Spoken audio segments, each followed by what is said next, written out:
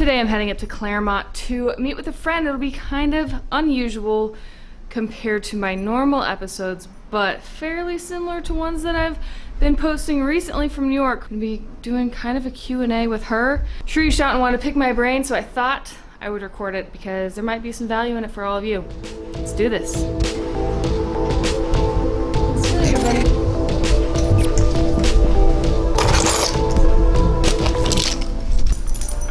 Bone? Bone action? Oh yeah.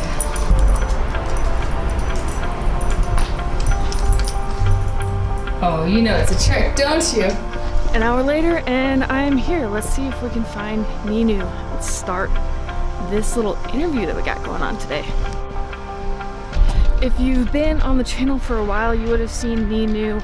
She acted in my Moment Halloween Film Festival short film, and obviously was in the behind the scenes too. If you haven't seen those, put those right up here for you. Found her.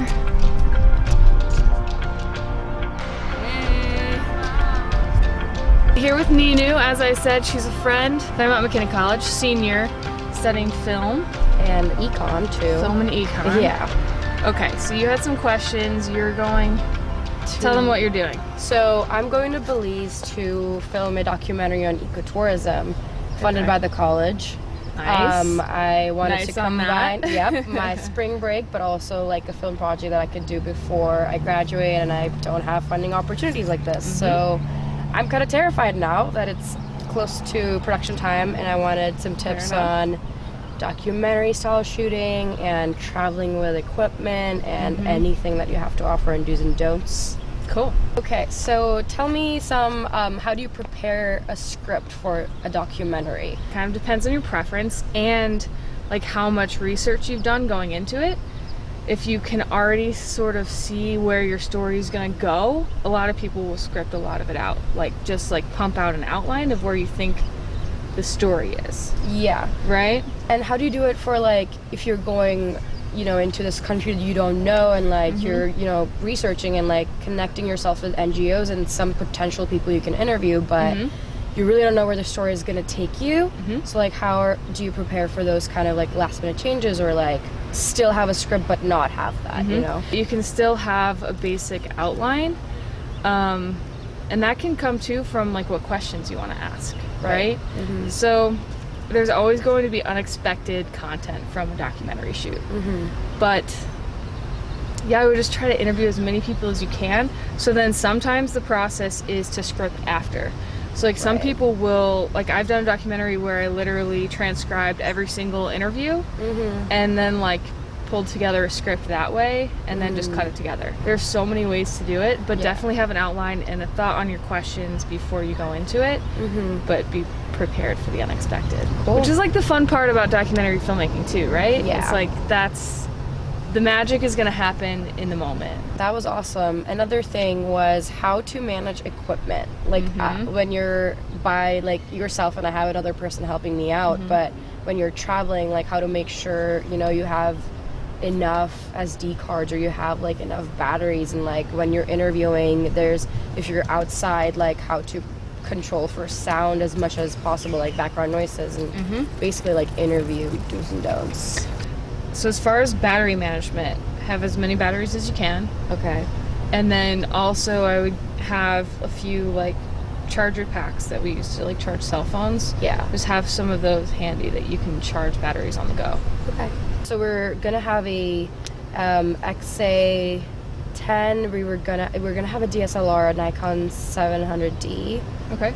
And then what's an XA10? It's like a camcorder situation. Okay. And then we also have a 4K camcorder. Okay. Yeah. Okay. So I'm assuming those have like optical zoom then, right? Yeah. And then one DSLR. So one two DSLR. Camcorders, one DSLR. Yes. Nikon. Okay. And then we have a bunch of just like we have some gimbals, we have some microphones, and like attachable ones, small lavaliers. Ones, and then the lavaliers, and then I have an equipment list. I forgot. She's got her equipment list somewhere else. Okay, so you have 3 cameras. Yes. Do you know what frame rate you're shooting in? No. So the DSLR might do 24, but it might do 30. Mm-hmm. You have to check and just want like Probably these 30, are just like yeah. super technical tips, but you want to make sure that all your cameras are like in the same frame rate. Okay, yeah, these are Right? the kind of tips I'm looking for. Yeah. So Because I'm kind of inexperienced Yeah. in a lot of ways. So 30 is second best. If you can get to 24, that's like the most Ultimate. cinematic you can Yeah. look. Yeah, there's so many like frame rates, shutter speed. Mhm. I haven't shot on a camcorder in like 10 years. So Yeah. I don't know all the tips about that. Do you know what lenses you're gonna have with the Nikon? Not. I think we just have like the standard. It's going to be a zoom lens, and then it's going to Okay. be like a normal kit lens. Yeah. Okay, so if you're shooting in 24, you want shutter speed to be 50. Audio is very, very important when it comes to documentary filmmaking, and it can be like the easiest to mess up. Yeah. So you have 2 lofts. Yeah. Do you have something that you're recording on? So we were just hoping we could have both the camera set up, one closer to the person, and then one doing like one taking the audio, and then one probably using the 4K one for the audio, and then using the DSLR for the visuals. Okay. So it just becomes easier that way. So the camcorder has a mic input as well? Yes, it does. Okay. Yes. Whatever mic you have, I would definitely just do like test runs here if you can. Inside, outside. One of the big mistakes I made on my first documentary, I was shooting on a Canon. I had no idea that you should turn down the internal audio recording level, because if you have a mic plugged in, it'll basically like, because when you don't have a mic, it's like trying to pick up stuff when it's silent. Gotcha. So every time my interviewee was quiet, the level spiked. So it was just spiking the background noise that was crap, right? It was like the air conditioner. So it was spike the air conditioner every time they were quiet and then go back down. So you want to turn that internal recording level down if you have a mic plugged into it. How many interviews do you have lined up? We only have 3 so far. How many do you have as a goal? We want to get at least like 10 from the NGOs itself, and then maybe just interview the locals as we go, and people who are working, or like the members. Have you thought about interviewing any tourists? We want to as we go. On man on the street kind of thing? Yeah, but it's just, we can't like decide how many or like how many people we get, but we definitely want that aspect of like, when you come to Belize, what are you looking for as a tourist in your experience, but like, have you thought about da-da-da? Do you know where you want this to go afterwards? So you know what your intended audience is, but what distribution route? Want to go online, because that's like the best way we can go right now. Yeah, like do YouTube and probably do some screenings in college, and ask people to share it and promote as much as possible. Okay, YouTube, Facebook, basically? Yeah, okay. Start off there, obviously. It's always kind of like a gray area with that kind of distribution route, is if you should still get releases. Like, best practice, you probably should still get releases from as many people as you can. Depending on how it turns out, like, you don't want to have to like take it down or something because of that. So, pro tip, mono releases. Think about that one. Approach to B-roll is always, in my mind, on something like this, get as much as you can. You never know when that clip is going to like fit perfectly into the story that you're cutting, right? You have to just like have them out all the time, the cameras, and just like shoot as much as you can. And the other thing too, like, you have to be cognizant of like the local people, and you don't want to like be in people's faces, but it sounds like you're gonna have pretty low-key equipment anyway. So yeah, just be mindful and respectful. But like, what makes a good documentary in my mind, like, there are so many different styles, right? And how do you feel about like when you include the questions that you're asking in the documentary as a background? It's a style choice. Okay. Completely a style choice. Right. I never have and never do. I don't mind it when people do it, you know? Cowspiracy and his new one. Have you seen those on Netflix? No, I haven't. He's like a character. Like, he is telling the story through his perspective and going around to all these nonprofits, and like, he's always in the interviews, basically. Oh, okay. I would say I wouldn't just be like this faceless person who's asking a question behind the camera. Yeah. Then it feels a little bit like a crutch to me. Right. Because you can always listen and try to have the person restate the question and their answer. Give their answer context. So that's a really good tip of interviewing people, is try to not ask yes or no questions. Because then people will say yes or no. Right. And then they'll like answer.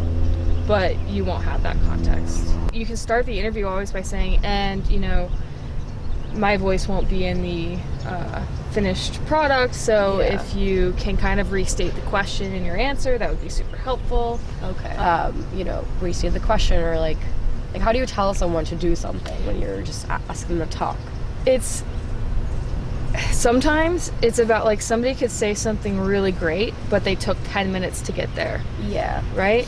So it's really about active listening and being like, I really love when you talk about that. Can you restate that in like 2 sentences? Okay. Like you just can't be afraid to, you can't feel like you're inconveniencing them, because ultimately if they are interested in the documentary you're making, and that this is what they're doing, then like they won't mind restating something in 2 sentences, you know? Right. Also, random other composition note, people do documentaries all very differently.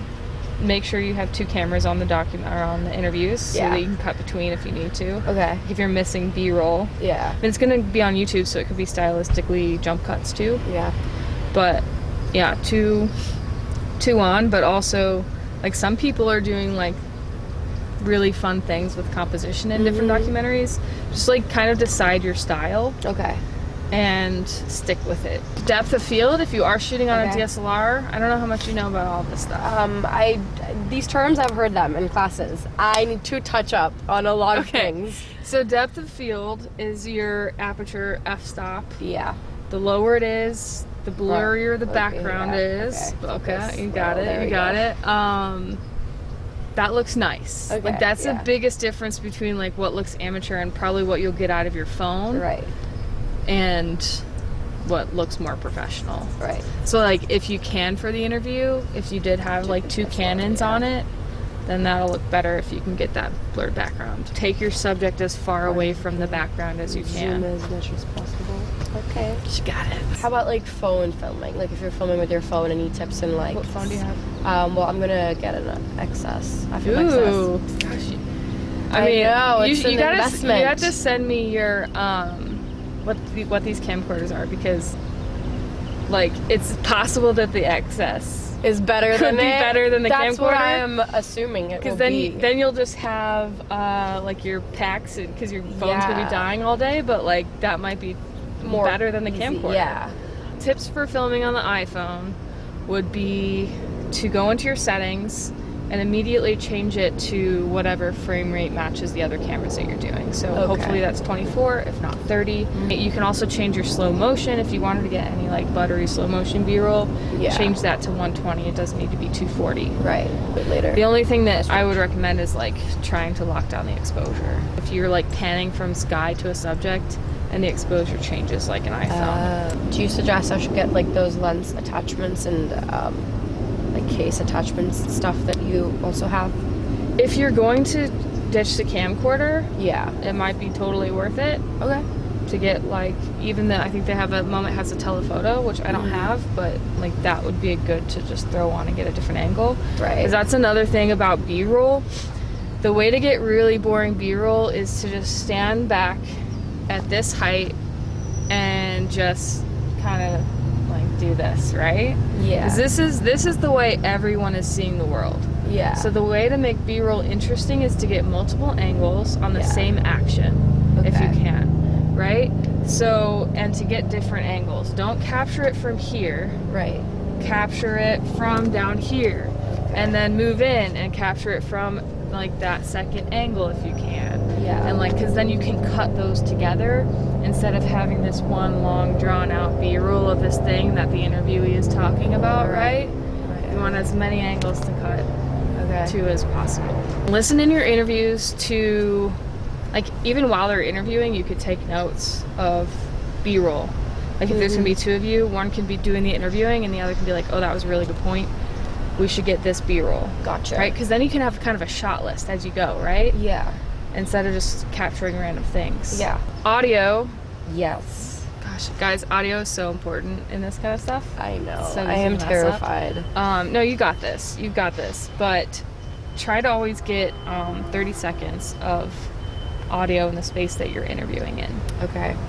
Ambient sound. Total silence. Just the noise. Right. So that when you're cutting, you can have that in between cuts. Okay. So it's not like background noise and talking, total silence. Background noise. Oh.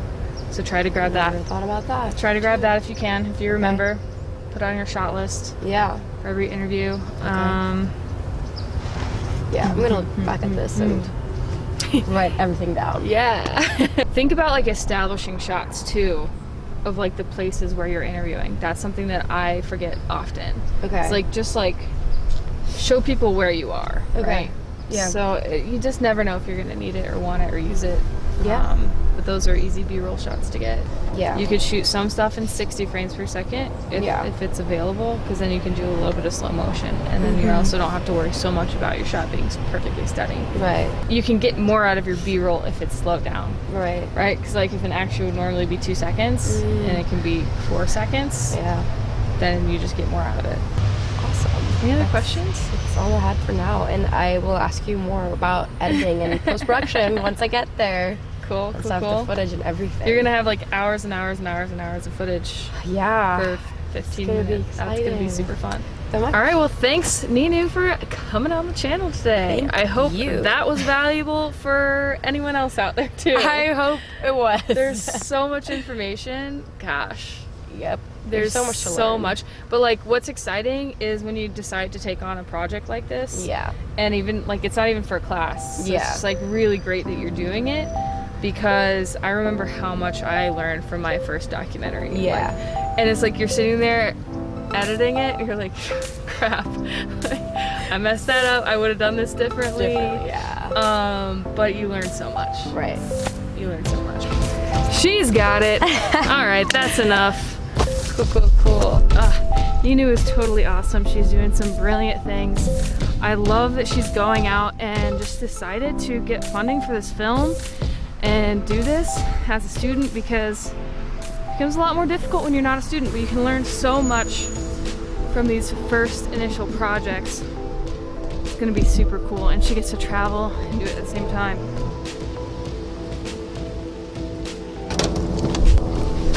But I am now heading into a potential client meeting. I'm not gonna take you in with me.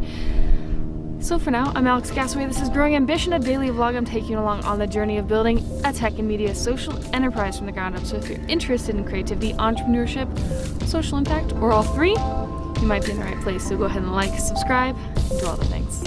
I'll see you tomorrow.